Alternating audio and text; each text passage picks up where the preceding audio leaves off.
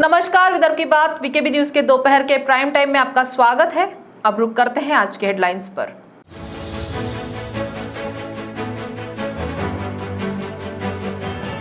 नागपुर शहर जिला कांग्रेस कमेटी के अध्यक्ष विधायक विकास ठाकरे ने ली प्रेस कॉन्फ्रेंस। शहर में भाजपा के विकास कार्यों पर उठाए सवाल।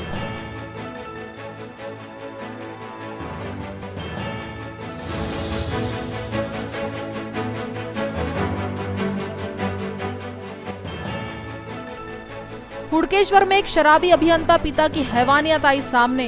अपनी ही मासूम बच्ची का गला घोटकर की मारने की कोशिश।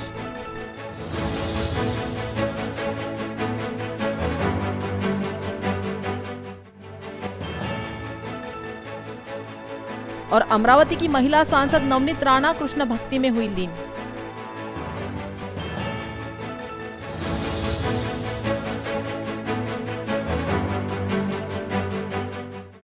और अब खबरें विस्तार से।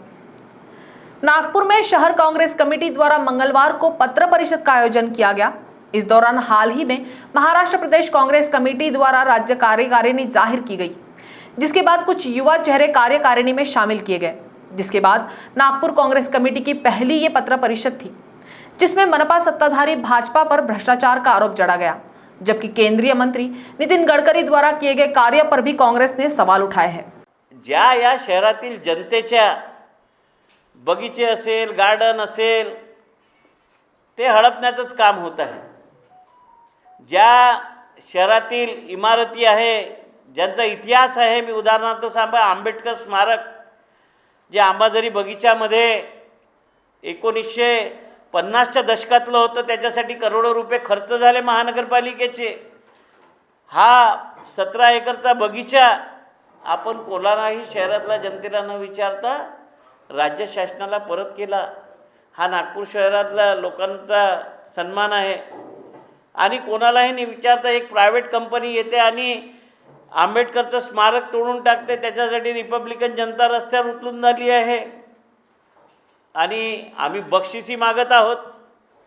तर मला वाटते की येणाऱ्या दिवसामध्ये शहरातली जनता यांना बक्षीस देणार आहे आणि यांचा कार्यभार कसा चालला आहे, कारभार 15 वर्षामध्ये, याचं सुद्धा यांना निश्चितपणे फळ मिळणार आहे। इनर रिंग रोड आहे, त्या इनर रिंग रोडला केंद्रीय मंत्री नितीन गडकरी साहेबांनी मंजूर करून आणला 265 कोटी रुपयामध्ये। 45 किलोमीटरचा हा फेरा पूर्ण नागपूर शहराला एका भागातून दुसऱ्या भागात जाण्यासाठी तो इनर रिंग रोडची व्यवस्था आहे। परंतु याचं जेव्हा क्वालिटी इन्स्पेक्शन झालं तेव्हा याच्यामध्ये एवढ्या प्रकारच्या कंप्लेंट्स त्या कामामध्ये आहे। अजूनही आपण पाहू शकतो की दिघोरीपासून तर पूर्व नागपूरला जोडणारा पार्टीकडे जाणारा जो इनर रोड रिंग रोड आहे, त्याच्यामध्ये एवढ्या त्या गॅप्स पडलेल्या आहेत, एवढे खड्डे पडलेले आहेत, तर त्याच्यावरून त्याची क्वालिटी लक्षात येते। CSR जी आहेत, रोड रिसर्च इन्स्टिट्यूट जी आहे आपली सेंट्रलची, त्यांनी सुद्धा त्याच्यावर ऑब्जेक्शन्स घेतलेले आहेत। मुंबईमध्ये अशा प्रकारचं सिमेंटचं कमी दर्जाचं काम करणाऱ्या कंपनीला तिथल्या मुंबई महानगरपालिकेने डिस्क्वालिफाय केलं, ब्लॅकलिस्टेड केलं। त्याच पद्धतीनं इव्हन आपल्या भारतीय जनता पार्टीचे माजी आमदार सुधाकर कोळे यांनी सुद्धा त्या रस्त्याचं काम अत्यंत चुकीच्या पद्धतीने करण्यात आलेलं आहे, त्याच्यामध्ये मोठ्या प्रमाणामध्ये भ्रष्टाचार झालेला आहे, अशा प्रकारचे आरोप केलं। तर हा अत्यंत सिरियस मुद्दा आहे। आणि ज्या पद्धतीने लोकांना अपेक्षा होती की या रिंग रोडचं सिमेंटीकरण केल्यानंतर ज्या पद्धतीने ट्रॅफिक किंवा लोकांना सोय होईल, तशी काही झाली नाही। म्हणून या बाबतीत सुद्धा चौकशी झाली पाहिजे आणि मोठा घोटाळा त्या ठेकेदाराच्या माध्यमातून त्या ठिकाणी झालेला आहे, त्याची चौकशी सुद्धा येणाऱ्या काळामध्ये झाली पाहिजे, अशी काँग्रेस पक्षाची मागणी आहे। या नागपूर शहरामध्ये स्कॅनिया बस इंट्रोड्यूस केली। त्यांनी म्हटलं की ही बायोफ्यूलवर चालणारी बस आहे आणि यांनी प्रदूषण मुक्त नागपूर असं होईल, याचा फार त्यांनी गाजावाजा केला। पार्लमेंटमध्ये सुद्धा त्यांनी ही गोष्ट ठेवली की नागपुरात आम्ही एवढ्या मोठ्या प्रमाणावरती बायोफ्यूलवर चालणार। आणि ती बायोफ्यूल काय आहे? एथेनॉल। ते एथेनॉल कुठनं येणार होतं? त्यांच्या कंपनीमधनं येणार होतं, पण त्यालाही आम्हाला काही ऑब्जेक्शन नाही, काय हरकत नाही, तुम्ही तुमच्या कंपनीमधनं ते सप्लाय करा। आमचा प्रश्न असा आहे की ती स्कॅनिया कंपनी नागपूर सोडून चालली का गेली? आपण तर एवढा गाजावाजा केला होता। त्याचं कारण असं की तुम्ही स्कॅनियाला सांगितलं की तुम्ही या बसेस डेप्रिशिएटेड व्हॅल्यूवरती एका ऑपरेटरला द्या।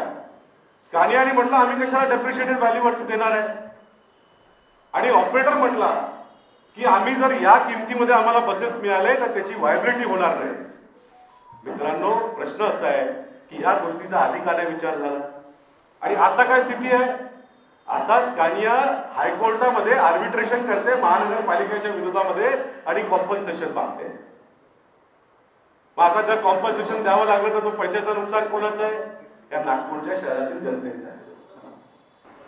कि सीमेंट रोड बना दी, अब इनकी जाग जागी कि इसके नीचे पाइप भी डालने हैं, उसके अंदर से केबलिंग भी करनी है. बनी हुई सीमेंट रोड जिसका कि पैसा कॉन्ट्रैक्टर उठा चुका है, अब दोबारा 10 बाय 10 का गड्ढा सीमेंट रोड पे किया गया है. आप लोग जाके फोटो खींच सकते हैं, देख सकते हैं. बनी हुई सीमेंट रोड जो अभी अभी बनी है, 1 महीना भी नहीं हुआ है, उस बनी हुई सीमेंट रोड को तोड़ा जा रहा है, 10 बाय 10 का गड्ढा किया जा रहा है. और जब कॉन्ट्रैक्टर से मैंने पूछा कि ये बनी हुई सीमेंट रोड पे आप गड्ढा क्यों कर रहे हैं, तो बोलते साहब केबल डालना है. मैंने क्यों? ये तो पहले डाली जाती है, उसके बाद कास्टिंग की जाती है. बोले कि वो हमारे प्लान में नहीं था. यानी कि जो इंजीनियरों ने प्लानिंग की थी, उन इंजीनियरों के मारे कॉस्ट ऑफ कंस्ट्रक्शन भी बढ़ रही है. और ये जो लापरवाही हो रही है, क्या इसके लिए वो इंजीनियर महानगर पालिका के जवाबदार नहीं है?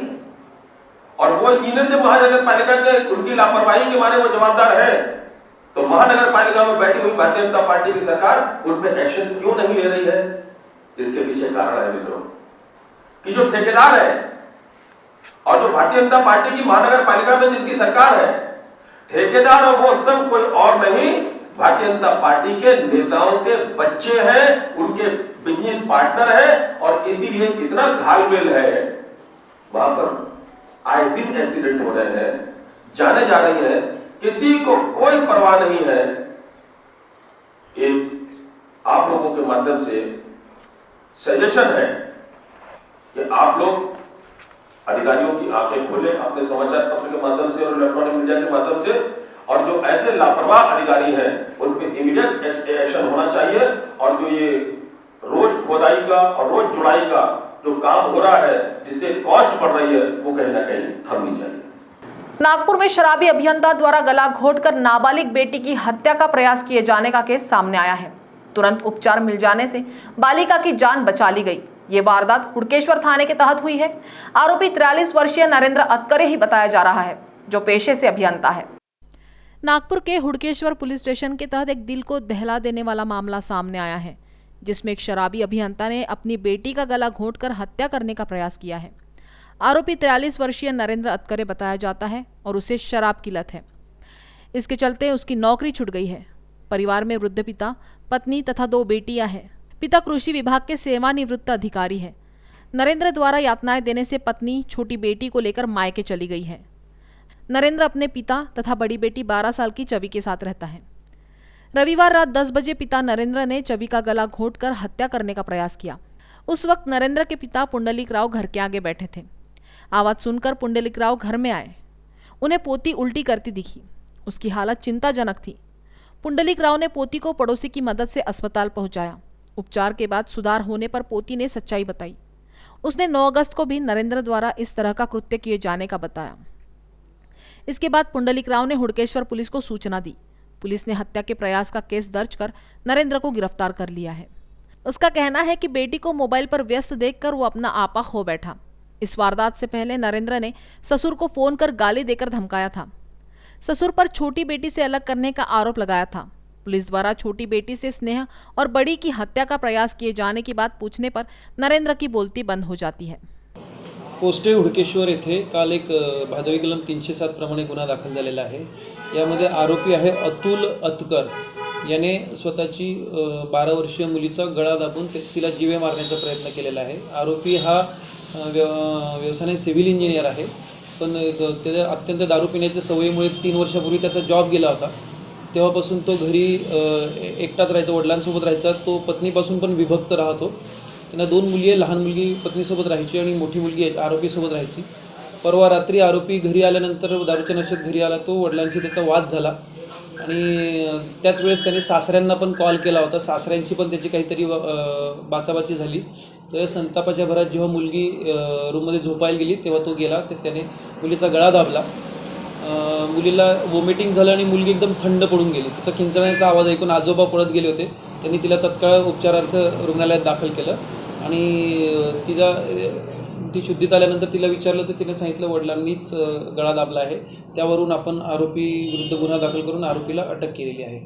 अमरावती की सांसद नवनीत राणा ने जन्माष्टमी के उपलक्ष्य पर मंदिर में जाकर भगवान श्री कृष्ण की पूजा अर्चना की। पूजा अर्चना के दौरान नवनीत राणा कृष्ण भजन में लीन नजर आई, जहां भगवान श्री कृष्ण से देश पर आए संकट को जल्द से जल्द दूर करने की मनोकामना भी सांसद नवनीत राणा ने की है।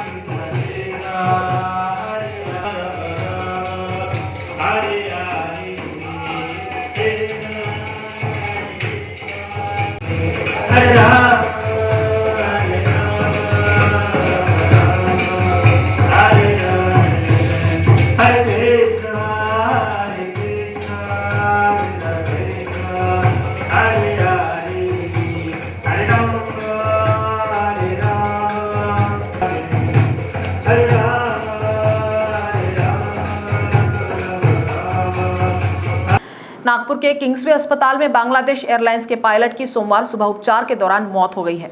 उड़ते विमान में हार्ट अटैक आने से गत शुक्रवार को विमान की नागपुर के एयरपोर्ट पर इमरजेंसी लैंडिंग करवाई गई थी और उसके बाद उन्हें उपचार के लिए किंग्सवे अस्पताल में दाखिल करवाया गया था, जहां आखिरकार पायलट नौशाद ने दम तोड़ दिया है। नागपुर के अंतर्राष्ट्रीय हवाई अड्डे पर शुक्रवार सुबह 11:40 के दौरान बांग्लादेश एयरलाइंस के विमान की इमरजेंसी लैंडिंग करवाई गई थी। उस समय इस विमान में 126 यात्री मौजूद थे। विमान जब रायपुर के ऊपर उड़ान भर रहा था, उसी दौरान विमान के पायलट नौशाद अताउल कयूम को हार्ट अटैक का झटका आया था। इसके बाद विमान के को पायलट ने Kolkata air traffic control room से संपर्क साधकर इमरजेंसी लैंडिंग की अनुमति मांगी थी। एटीसी ने बोइंग एयरक्राफ्ट BG-022 को नागपुर के हवाई अड्डे पर लैंडिंग करने की अनुमति दी थी। इसके बाद को पायलट द्वारा विमान को नागपुर हवाई अड्डे पर उतारा गया था, जहां से पायलट को उपचार के लिए किंग्सवे अस्पताल में भर्ती किया गया था। शुक्रवार से सोमवार तक इस पायलट का उपचार चला, लेकिन उनके स्वास्थ्य में कोई भी सुधार नहीं होने के चलते सोमवार करीब 11 बजे के दौरान उन्हें मृत घोषित कर दिया गया। सूत्रों से मिली जानकारी के अनुसार इस पायलट को पहले से ही उच्च रक्तचाप की बीमारी थी और उसके बाद ब्रेन स्ट्रोक आने के कारण उसे हार्ट अटैक का झटका आया था। यह पायलट मूल रूप से ढाका निवासी है। रविवार सुबह उनके रिश्तेदार नागपुर पहुंच गए थे। फिलहाल इस मामले में सोनेगांव पुलिस थाने में अकस्मात मृत्यु का मामला दर्ज किया है।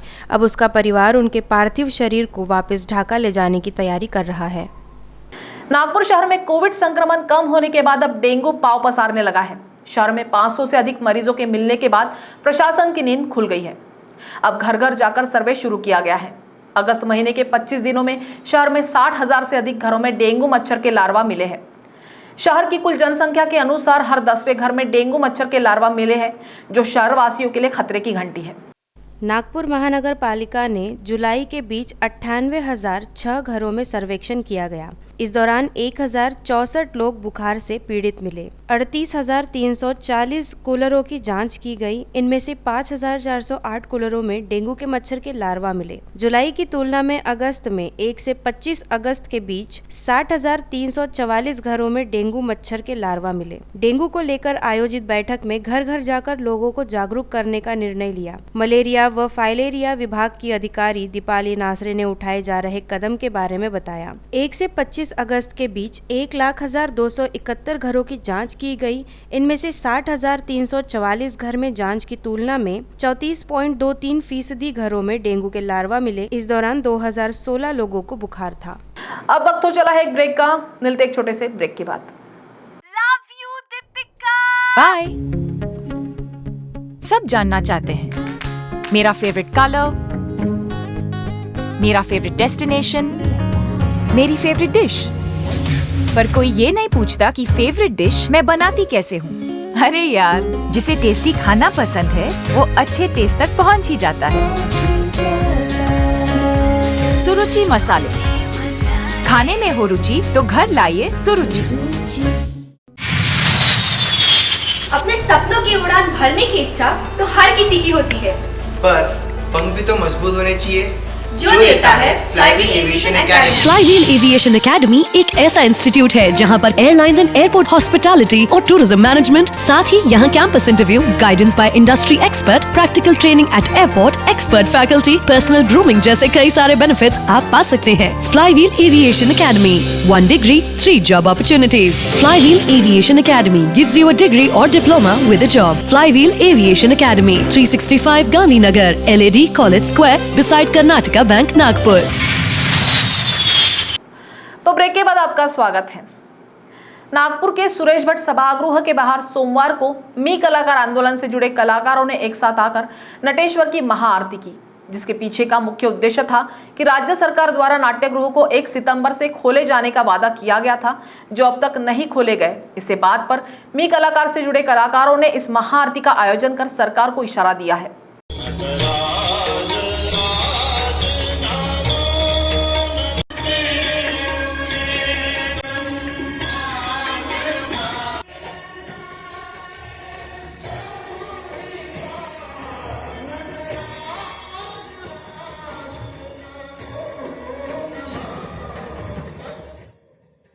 ज्ञात हो कि कोरोना के कारण सबसे अधिक जो मार पड़ी है वो कलाकारों के जीवन पर पड़ी है और लॉकडाउन के नियमों में शिथिलता के बाद भी अब तक नाट्यगृह को सरकार ने खोलने की अनुमति नहीं दी। इस कारण मी कलाकार आंदोलन से जुड़े कलाकारों ने नागपुर के सुरेश भट्ट सभागृह के बाहर नटेश्वर की मूर्ति के सामने एक साथ आकर महाआरती का आयोजन किया। यही नहीं, कलाकारों ने जल्द से जल्द नाट्यगृह खोले जाने की मांग करते हुए राज्य सरकार को उनका वादा याद दिलाया। महाराष्ट्र के राज्य मंत्री बच्चू कडू को हमेशा जनता से जुड़ा हुआ नेता माना जाता है। सर्वसामान्य शैली और अपने अनोखे अंदाज के धनी राज्य मंत्री बच्चू कडू सोमवार को अमरावती के चांदूर बाजार में आयोजित एक कबड्डी प्रतियोगिता के मुकाबले में प्रमुख अतिथि के तौर पर गए और फिर क्या था, वो खुद को रोक ही नहीं पाए। उनके इस कबड्डी प्रेम ने प्रतियोगिता में सहभागी खिलाड़ियों का हौसला बढ़ा दिया।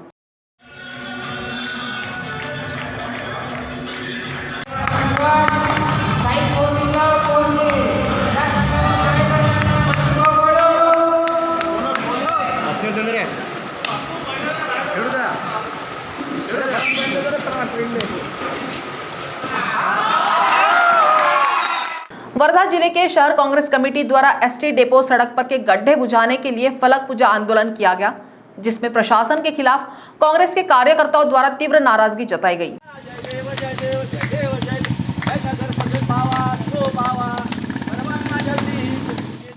ज्ञात हो कि वर्धा जिले के एसटी डेपो सड़क का भूमि पूजन होकर भी आज तक इस सड़क की मरम्मत नहीं की गई, जिसके कारण इस सड़क पर गड्ढों का साम्राज्य निर्माण हो गया है। यही नहीं, इन गड्ढों के कारण अब दुर्घटनाएं बढ़ रही है। इसी बात का विरोध करते हुए वर्धा जिला कांग्रेस कमेटी द्वारा ये अनोखा आंदोलन कर फलक की पूजा कर इस सड़क का काम तेजी से पूरा करने की मांग कांग्रेस कमेटी द्वारा की गई है। गेल्या 1.5 महिन्यापासून ह्या रोडचं उद्घाटन झालं आहे। माननीय खासदार, आमदार, स्थानिक नगराध्यक्ष, उपाध्यक्ष आणि सगळे त्यांचे स्थानिक नगरसेवक यांच्या शुभ हस्ते या रोडचं उद्घाटन झालं आहे। पण गेल्या 1.5 महिन्यापासून पाहतोय साधी गिट्टी पण नाही पडली आणि याच्या पहिले गेल्या 15 वर्षापासून ह्या रोडची दुर्दशा फार बेकार आहे. इथे जाणाऱ्या एसट्या आणि लहान बालकं आणि म्हातारे आणि ह्या रोडवर 5-7 दवाखाने आहे. ह्या दवाखान्यामध्ये येणारे जे रुग्ण आहे त्यांनासुद्धा अतोनात त्रास होतो आहे. आम्ही याच्या पहिलेसुद्धा पण 1-2दा निवेदन दिले, पण याचा काही फायदा झाला नाही आहे. आणि आपल्या फक्त बोर्ड लावायचा, आपले नाव मोठं करायचं, पण दर्शन खोटं आहे. त्याच्यामुळे आमची एक मागणी आहे की वर्धा नगर परिषदेने ह्या रोडचं लवकरात लवकर म्हणजे कामाची सुरुवात करावी, जेणेकरून लोकांना जो त्रास होत आहे, स्थानिक लोकांचे जे रोडला दुकान आहे, ह्या रोडच्या दुकानाचे ग्लास फुटते आहे, स्थानिक लोकांच्या घरामध्ये पाणी शिरते आहे. आणि ह्याच्यामुळे मध्ये आता काल परवा पाणी आला, पण याच्या 8 दिवसापहिले जे इथे त्यांनी हे टाकलं डस्ट, त्या डस्टमुळे लोकांच्या घरात असे धूळ जात होती, ज्यामुळे भरपूर लोकांना दम्याचा त्रास झाला आहे. आणि स्थानिक प्रशासनाला नगर प्रशासनाला आमची विनंती आहे की येणाऱ्या काळामध्ये 8 दिवसामध्ये ह्या रोडचं तुम्ही डागडुजी किंवा काहीतरी लवकरात लवकर बांधकाम चालू करावं, जेणेकरून उद्घाटन झालं आणि झोपी गेलं. म्हणून आम्ही यांच्यासाठी जाग आणण्यासाठी हा वर्धा शहर कांग्रेस कमेटी ने आंदोलनाचा पवित्रा घेतला है। नागपुर के जरीपटका पुलिस थाना अंतर्गत एक युवक को आरोपी के बड़े पिताजी को बीड़ी पीने के लिए देना उस समय महंगा पड़ गया, जब आरोपी ने फिरियादी के सिर पर अपने हाथ के कड़े से सिर पर मारकर गंभीर रूप से घायल कर दिया। पुलिस से मिली जानकारी के अनुसार जरीपटका परिसर के बाराखोली श्रावस्ती नगर निवासी फरियादी राहुल प्रदीप मोहोड़ बीड़ी पी रहे थे। उसी दौरान आरोपी अमन दीपक हिवराले के बड़े पिताजी वहां आए और उन्होंने भी पीने के लिए फरियादी से बीड़ी मांगी। फरियादी ने तब अपने पास से बीड़ी पीने के लिए दी। थोड़ी देर बाद ही आरोपी वहां आया और उसके बड़े पिता को पीने के लिए बीड़ी क्यों दी, इस बात को लेकर आरोपी ने फरियादी से गाली गलौज की। बाद में अपने हाथ के कड़े से सिर पर मारकर गंभीर रूप से घायल कर दिया। फरियादी ने इसकी शिकायत पुलिस से की। पुलिस ने आरोपी के खिलाफ की धारा 324, 504 के तहत मामला दर्ज किया है। नागपुर सेंट्रल जेल में बंद न्यायिक विचाराधीन कैदी की तबीयत अचानक खराब होने के कारण उसे इलाज के लिए रविवार को मेडिकल अस्पताल में दाखिल करवाया गया, जिसकी उपचार के दौरान ही मौत हो गई। मेडिकल अस्पताल से मिली सूचना के बाद धंतोली पुलिस ने आकस्मिक मृत्यु का मामला दर्ज किया है और आगे की जांच कर रही है। पुलिस से मिली जानकारी के अनुसार मृतक कैदी थिलक कंथस्वामी आरगुगम तमिलनाडु निवासी था, जिसे कुछ दिन पहले ही सीताबर्डी पुलिस की टीम ने लोकमत चौक के पास हुई बैग लिफ्टिंग के मामले में साथियों के साथ गिरफ्तार किया था। थिलक कंथस्वामी आरगुगम किडनी की बीमारी से ग्रसित था और रविवार को उसकी तबीयत जेल में खराब होने के कारण उसे उपचार के लिए मेडिकल अस्पताल में दाखिल करवाया गया था, जहाँ उपचार के दौरान ही उसकी मौत हो गई। फिलहाल मेडिकल अस्पताल से मिली सूचना के बाद धंतोली पुलिस ने इस मामले में अकस्मात मृत्यु का मामला दर्ज किया है और आगे की जांच कर रही है। तो दोपहर के प्राइम टाइम न्यूज में अभी इतना ही। आपसे फिर मुलाकात होगी, तब तक बने रहिए वीकेबी न्यूज के साथ। नमस्कार।